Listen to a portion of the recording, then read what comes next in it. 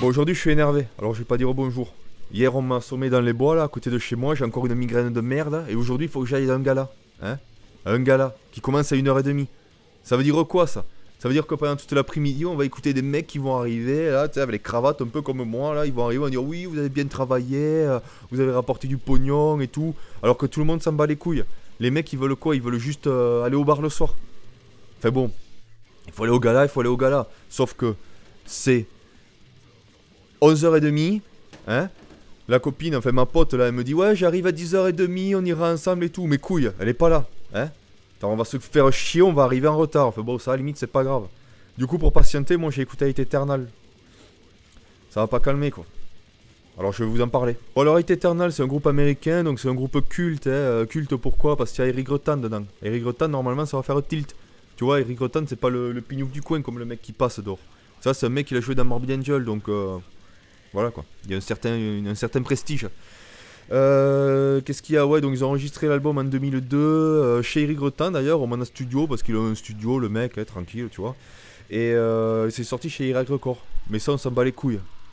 Parce que ce qu'il faut savoir ici, c'est que cet album, c'est la violence. D'accord? D'ailleurs, la violence, le mot, je vais le dire plusieurs fois dans la vidéo. Donc si ça commence à pas te plaire, tu dégages, tu fais pas chier. 34 minutes de violence. Du début jusqu'à la fin, c'est la violence. Ok? Il y a Eric Gretan, il est arrivé, il a attrapé la violence, comme ça, il a mangé, il a mâché, puis il a recraché, il a modelé un truc, il te la jette comme ça dans la gueule.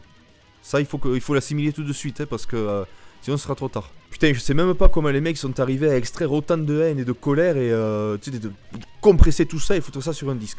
Pour moi, ça me tue, tu vois. Si tu prends le riff d'Obscure Terror, c'est un rouleau compresseur de violence. Tu vois, c'est la violence elle-même qui arrive, qui prend un rouleau compresseur et qui écrase tout sur son chemin. Et le solo de The Obscure Terror, c'est hallucinant, hein. J'ai jamais entendu autant de malin dans un solo. Et au niveau des paroles, ça parle d'une race qui... On va pas commencer à parler de race, hein, parce qu'après ça va striker dans tous les sens. Donc ça parle d'un peuple qui veut aller faire la castagne avec un autre peuple. Alors autant te dire que quand tu écoutes ce solo, tu comprends que le second peuple, il a pas fait long feu, hein.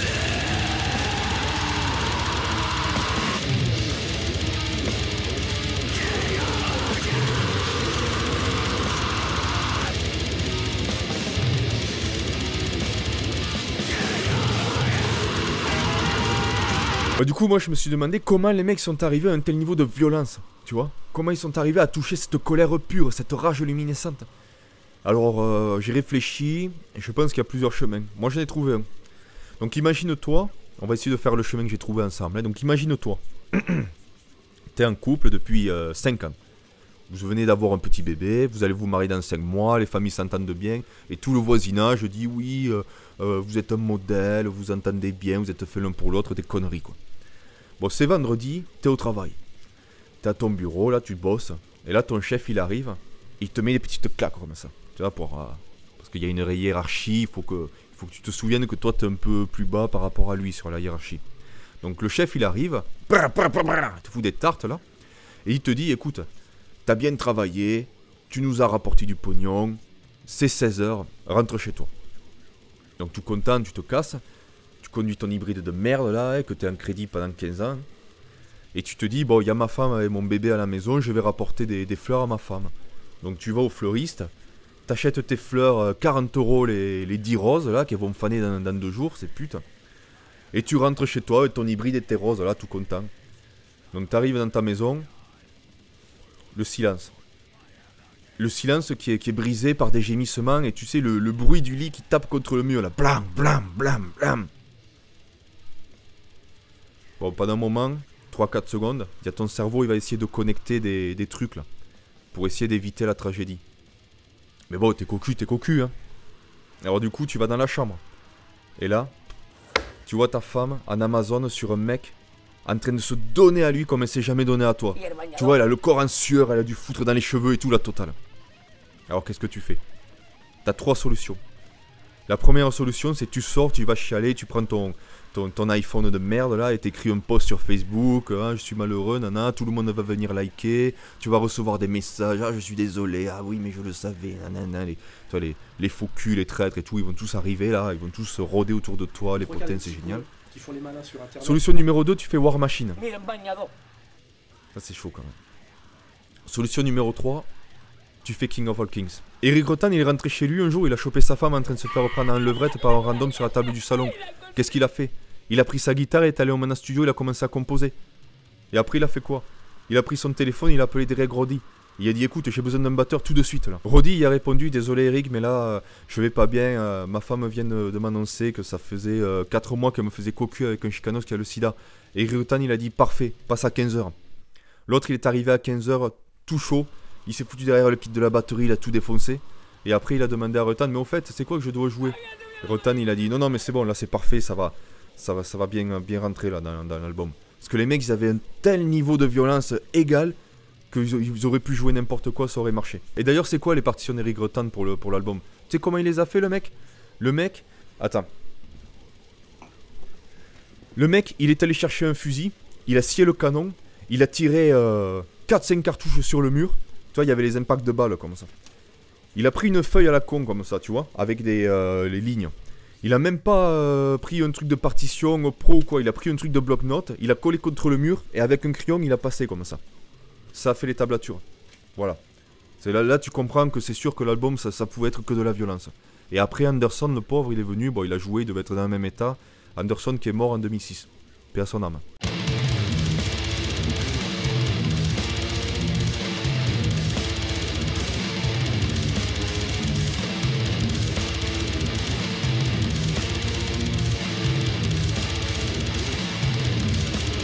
Ah ouais, cet album c'est la violence. Et ça repousse même les limites de la violence. Et puis quand tu écoutes cet album, ça te fait faire des choses incroyables si tu survis. Par exemple, je sais pas si tu regardes le catch. Le bon catch, pas la WWE, les trucs des terres. Minoru Suzuki, au Japon là-bas. New Japan Pro Wrestling. Le mec c'est un catcheur normal à la base. Puis un jour, un pote à lui, il a filé King of All Kings. Le gars il a écouté. À partir de là, il a décidé qu'il allait devenir le plus grand fouteur de tarte dans la gueule du Japon.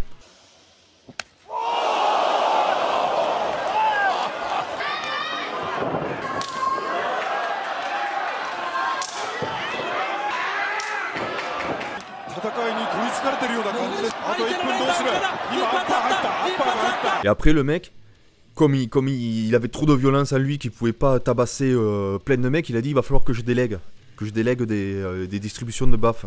Du coup il a fait le tour du monde, il est allé chercher les catcheurs les plus teubés, les plus malsains, et il a fait Suzuki Gun.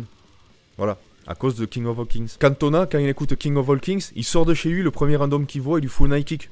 En général c'est mon début d'ailleurs. Bah moi par exemple, quand je vais à la salle, tu sais quand je vais au sport là, développé couché, 60 kg, pour commencer, nickel. Après je passe à 80, 90 c'est le max quand même, je fais pas plus. Bon, j'ai toujours mon MP3 en aléatoire. Quand il y a un morceau de King of All Kings qui passe, j'y vais à 120 kg. Et j'ai même pas besoin d'appeler Adoc, tu vois, mon pote polonais pour qu'il m'aide. Donc du coup, j'économise 5 € ou un enfant que j'y file à bouffer. Bah t'imagines, tu joues au rugby et tu descends dans le sud pour jouer contre une équipe locale de gros porcs, mais vraiment des gros porcs quoi. Genre les mecs, ils sont tellement habitués à se foutre des castagnes tous les week-ends qu'ils ont des cornes là. Les gars ils ressemblent plus à des pachycéphalosaurus qu'autre chose. Ils ont plus leur place dans Jurassic Park que sur un terrain de rugby. Bon, vous arrivez dans les vestiaires et là tu sens que ton équipe... ils commencent à se chier dessus les mecs. Parce qu'ils savent qu'en face, ils vont rencontrer le Crétacé bientôt. Il faut les motiver. Donc manque de peau, t'as ni Eric Mercadier, ni Lolo Pons sous la main. Mais par chance, t'as King of All Kings. Donc tu le passes. Et là je te garantis que les mecs ils vont être motivés. Par contre, avant que le match commence, tu vas avoir 2 bagarres générales et le vestiaire va s'écrouler. Mais bon, ça c'est un prix à payer, tu vois. Cet album, tu le prends, tu montes dans ton hélicoptère. Si t'as pas d'hélicoptère, c'est pas grave, t'envoles un, tu prends un avion, un deltaplane, tu te démerdes. Et tu survoles Israël avec. Là, tu prends ton album, tu le lâches comme ça. 6 millions.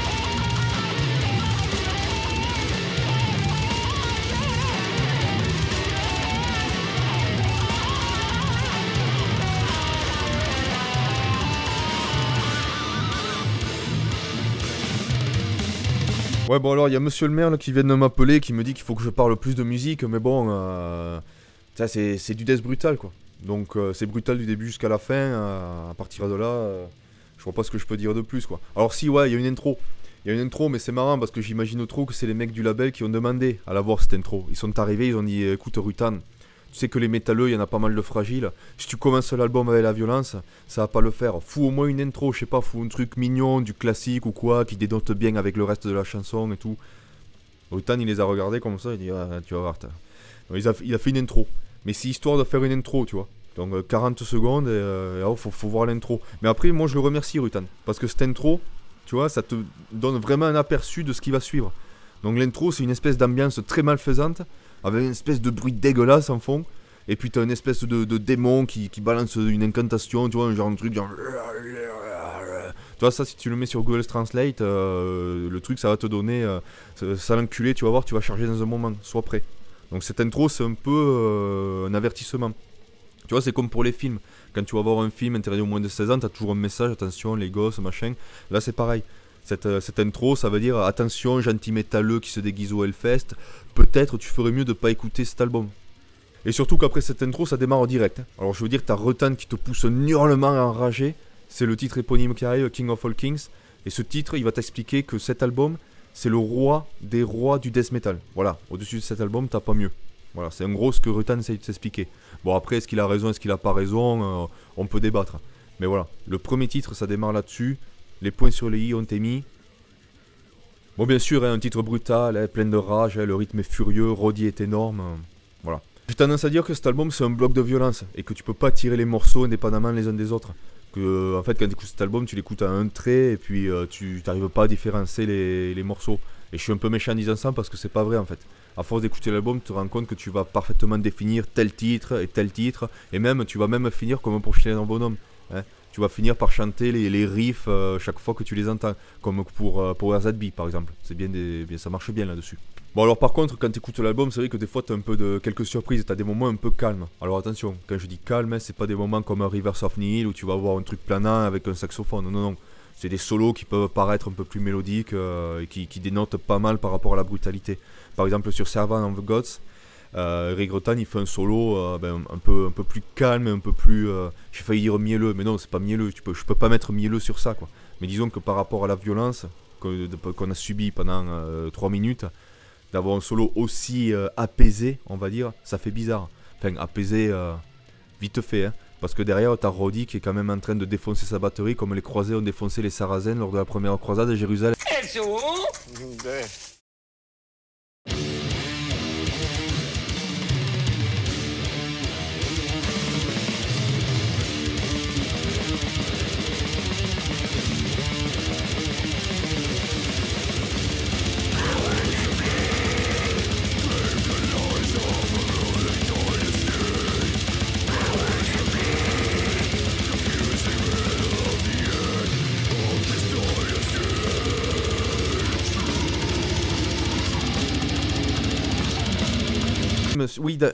Oui, j'arrête. Oui, non, mais j'ai compris. Mais j'arrête la vidéo de toute façon, parce qu'en plus j'ai la migraine là. Oui, merci. Oui, merci. Oui, oui, monsieur le maire là, oui, d'accord. Ok. Oui, on se voit demain, allez, bye. Ciao. Bon, ben voilà, donc la vidéo est finie. Hein. Donc vous avez compris que cet album, c'est un excellent album de death brutal. Si vous aimez tout ce qui est brutal, tout ce qui est violent, un truc sans concision. Alors il faut savoir que les mecs, apparemment ils ont enregistré cet album d'une traite et ils n'ont pas voulu disons qu'ils n'ont pas voulu trop le retoucher. Ils ont voulu vraiment garder l'essence de ce qu'ils avaient fait lors de l'enregistrement. Voilà. Et de toute façon il faut savoir que Derek Roddy on l'appelle one take parce que le gars il arrive, il fait sa prise en un coup et après c'est fini, il se casse parce qu'il dit j'ai autre chose à foutre. Donc voilà, si vous aimez le death bien brutal, je vous conseille d'écouter cet album. Tu vois, c'est le genre d'album, tu l'écoutes, tu perds 10 kilos, t'as une leucémie. Donc bon allez voilà, maintenant j'arrête vraiment la vidéo parce qu'en plus ma pote arrive, donc il va falloir que j'y aille. Donc j'espère que vous aurez assez d'esprit pour tirer le vrai du faux de cette vidéo. Donc je le précise parce qu'on est sur YouTube, hein, je suis sûr qu'il y a certains mecs qui vont regarder la vidéo et après ils vont dire ah ouais Eric Rutan il a fait cet album parce que en fait il était cocu. Non, Eric Rutan n'a pas fait King of All Kings parce qu'il était cocu. Eric Rutan a fait King of All Kings parce qu'il a le pouvoir de le faire. Voilà, parce que c'est un très grand musicien et qu'il sait ce que c'est le bon death death metal. Voilà, c'est tout. Donc, bon, sur ce, moi, je vais en soirée. Et je vous donne rendez-vous pour une prochaine vidéo. Et d'ici là, stay metal!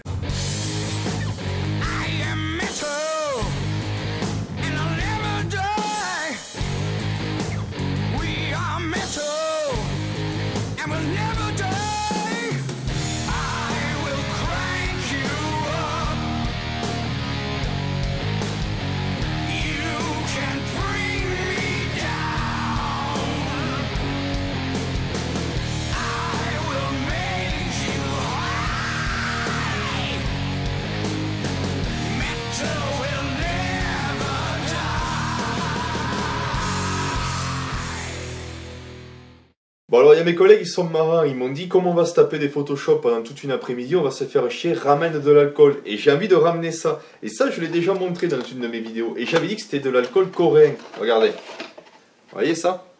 Regardez comme c'est traître. Donc j'avais dit que c'était de l'alcool coréen, mais c'est pas simplement de l'alcool coréen, c'est beaucoup plus que ça. C'est de l'alcool nord-coréen. Donc ça c'est vraiment pas un alcool pour les PD.